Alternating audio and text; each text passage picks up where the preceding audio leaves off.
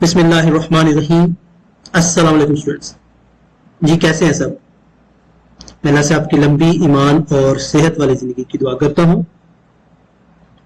CS 401 assignment number 2 LMS पे upload हो चुकी है।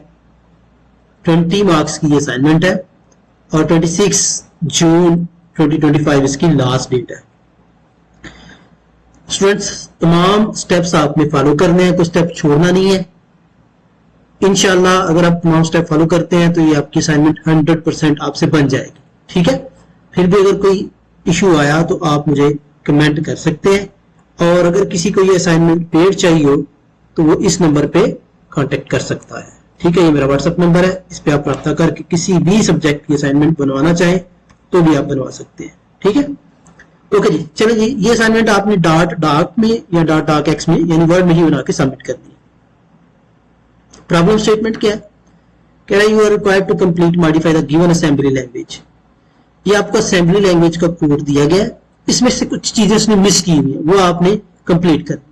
ठीक है, और मॉडिफाई करना कैसे है, क्लियर स्क्रीन की सब रूटीन यूज करनी है विद ब्लू बैकग्राउंड, और स्क्रीन का बैकग्राउंड कैसा लेके आना है, ब्लू बैकग्राउंड लेके आना है।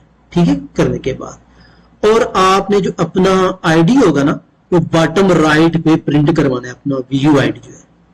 ठीक है, उसकी जो लेंथ है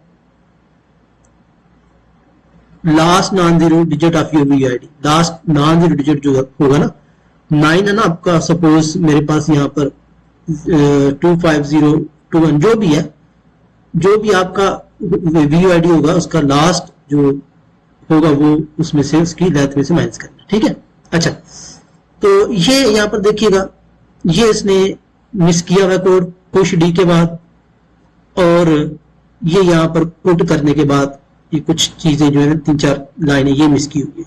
बड़ा शार्ट सा कोड मिस किया हुआ है, बाकी सर आपको दे दिया। मैं इसका सोल्यूशन यहां पर नीचे लिख रहा हूं। ठीक है, जो मिसिंग है उसको मैंने किस में कर दिया, ग्रीन में।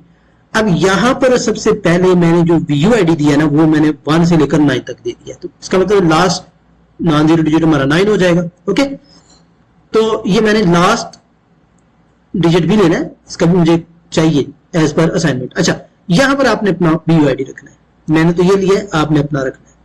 अब इसकी टोटल लेंथ कितनी है, ये 11 है, ये तो दे दी गई है ऑलरेडी कोड में। बाकी कोड मैंने छेड़ा, बाकी कोड आप एज इट एज ही दिया हुआ असाइनमेंट में। ये जो ग्रीन है ना इसको हम लेंगे, मूव AX 0xB800, ये बेसिकली आपकी पोजीशन सेट करने के लिए। ठीक है, मूव ES AX, अब AX में ES में AX को मूव कर देना। ठीक है, कैलकुलेट स्क्रीन ऑफसेट अब हम निकालेंगे, उसके लिए क्या है जी कि पहले move AX BP plus 10, Y position को हमने लोड कर लिया 10 पे। ठीक है, यानी 10 नीचे से हमने प्लस में लोड कर लिया ऊपर की तरफ। मूव BX 80, और BX में क्या मैं ऐड करूंगा, 80 को ऐड करूंगा। ठीक है, मल्टीप्लाई करूंगा y इंटू 80, यानी आपकी पोजीशन सेट हो रही है। एड AX BP प्लस 11, ये कमेंट है, ये आप ना भी लिखे तो कोई फर्क नहीं पड़ता, लेकिन मैंने आसानी के लिए क्लैरिटी के लिए लिख दिया है। ठीक है, और shift left AX 1, move DI AX, ये सारा एज इट एज कोड आपने लिखना है, इसको कॉपी कर ले अगर करना है तो। अदरवाइज मैं इसकी जो फाइल है वो अपनी डिस्क्रिप्शन में, यूट्यूब की डिस्क्रिप्शन में दे दूंगा, वहां से आप डाउनलोड कर सकते हैं। लेकिन वीडियो को तमाम स्टेप्स देखने, वीडियो को छोड़ना नहीं है, अदरवाइज समझ नहीं आएगी। ओके,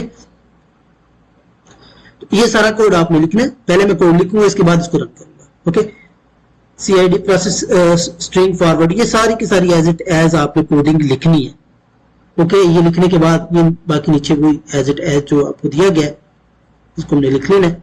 यहां पर ये देखिए 69 जो आपका व्यू आईडी है ना वो था 11 उसकी लेंथ में।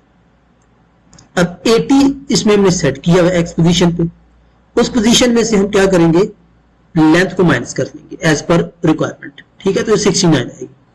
अब जो हमारी पोजीशन बनी वो 69 बन जाएगी व्यू आईडी की। ठीक है, अब इसके बाद पुश मूव AX 24 अब हम रखेंगे, ये एक्स पोजीशन कर ली, वाई पोजीशन सेट करने लगे AX 24, y is to 24 bottom row, ये आपका 24 y पोजीशन के लिए आ जाएगा। ओके,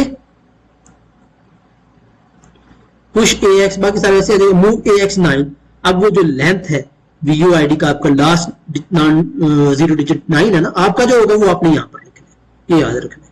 ठीक है, आपका जो VUID होगा लास्ट डिजिट वाला, लास्ट डिजिट जो होगा VUID का वो आपने यहां पर पुट करना है, ये भूलना नहीं है। ओके, अच्छा ये सारा एज इट एज मैंने लिख लिया, इसको मैं करूंगा कॉपी।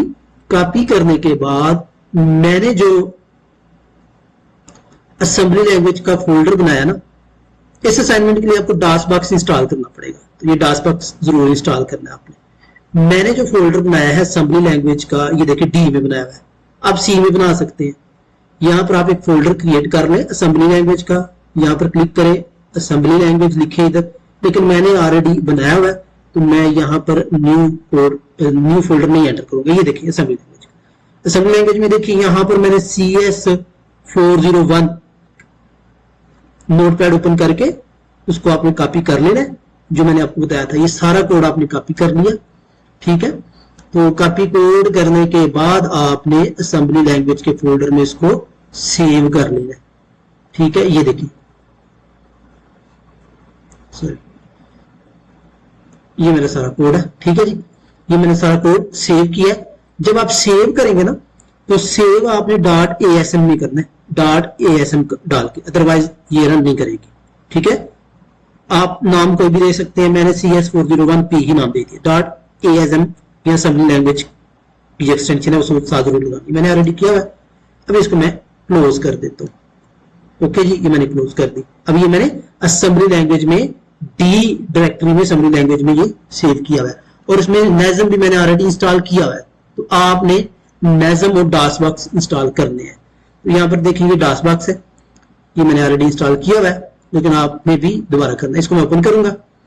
जब मैं इसको ओपन करता हूं तो मैं डायरेक्टरी डी में जो अपना फोल्डर रखा हुआ था ना, वहां पर इसको माउंट करूंगा। मैं लिखूंगा जी माउंट D-D कोलन और बैकस्लैश। अब ड्राइव डी माउंट हो जाएगी।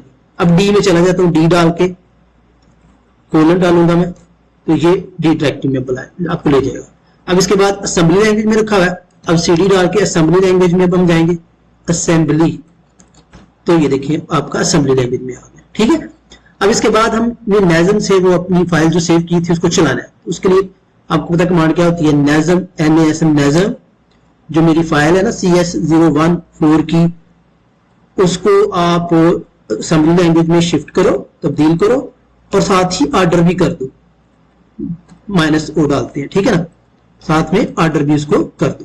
ओके, फिर उसकी CS401P की .com भी बनानी है आपने, ये मैंने इसको कमांड दे दी।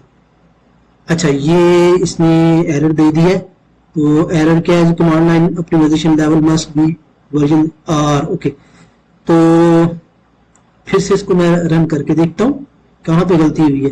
नज़म CS डॉट, ये यहाँ पर मेरे ख्याल में मैंने जो है ना ये दोबारा इसको चलाता हूँ, नज़म CS401P की जो फाइल है असेंबली लैंग्वेज में इसको चेंज कर दो, और साथ ही ऑर्डर में कर दो।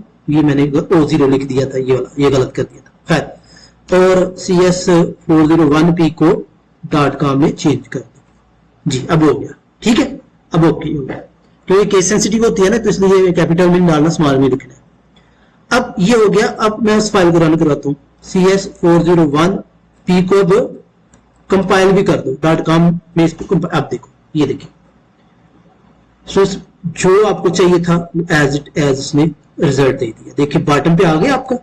ठीक है, 1 2 3 4 जो भी आपका कोड या VUID था वो यहाँ पर शो हो जाएगा। क्लियर है, तो ये आपकी 100% एक्यूरेट असाइनमेंट है। इसको आप स्क्रीनशॉट लें, इसका शिफ्ट विंडो का बटन +S दबाएं। शिफ्ट विंडो का बटन +S करेंगे तो ये इधर से आपने इसको कॉपी कर लेना है। कॉपी करने के बाद अपनी असाइनमेंट में अटैच करें और इसको सबमिट कर दें। यहां पर मैं इसको अटैच कर देता हूं इधर ही। ठीक है जी, ये देखिए यहाँ पर कोड आ गया। ठीक है जी, ये 100% करेक्ट है। ये यहाँ पर था पहले, इसको बॉटम में ले गए। जाने से पहले आपसे रिक्वेस्ट है कि चैनल को सब्सक्राइब जरूर कीजिएगा। अल्लाह हाफिज।